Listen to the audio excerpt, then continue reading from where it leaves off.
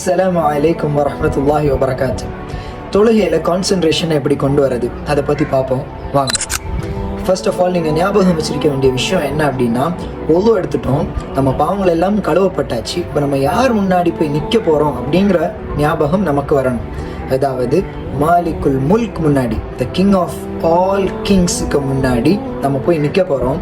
அது மட்டும் இல்லாமல் நம்ம அல் ஃபாத்திஹா சூரால ரிசைட் பண்ணக்கூடிய ஒவ்வொரு ஆயத்துக்கும் அல்லாஹ் சுப்ஹானஹு வ தஆலா ரிப்ளை தருவோம். அந்த ரிப்ளை என்னன்னு நான் கமெண்டில் பின் பண்ணி வச்சுருக்கேன். ஸோ கண்டிப்பாக பார்த்து தெரிஞ்சுக்கோங்க.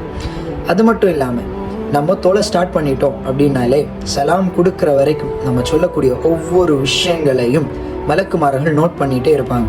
இந்த இரண்டு விஷயங்கள், அதாவது மலக்குமார்கள் நம்மளை கண்காணிக்கிறாங்கோ, ஆனால் இன்னும் அல்லாஹ் முன்னாடி நம்ம நிற்கிறோம், அல்லாஹ் கூட கான்வர்சேஷன் மேக் பண்ணிகிட்டு இருக்கோம் அப்படின்னு நம்ம யோசிச்சாலே கான்சன்ட்ரேஷன் வேறு எங்கேயும் போகாது. ஆல்சோ சுஜூத போகிற இடத்த முக்கியமாக பாருங்க. உங்கள் கண் தானாக மூடுது அப்படின்னா பிரச்சனை இல்லை, பட் யூ ஷுட் ரிமெம்பர் நீங்கள் அல்லாஹ் சுப்ஹானஹு வ தஆலா கூட கான்வர்சேஷனில் இருக்கீங்க அப்படின்னு. ஸோ கான்சன்ட்ரேஷனோடு தொழுவோம். அல்லாஹ் சுப்ஹானஹு வ தஆலா நம்ம எல்லாருடைய தொழுகையும் அக்செப்ட் பண்ணுவானாக. தெரியாத உங்கள் ஃப்ரெண்ட்ஸுக்கு இந்த விஷயத்தை ஷேர் பண்ணி விட்டுருங்க. இன்ஷா அல்லாஹ். பாரக்கல்லாஹு ஃபீக்கும்.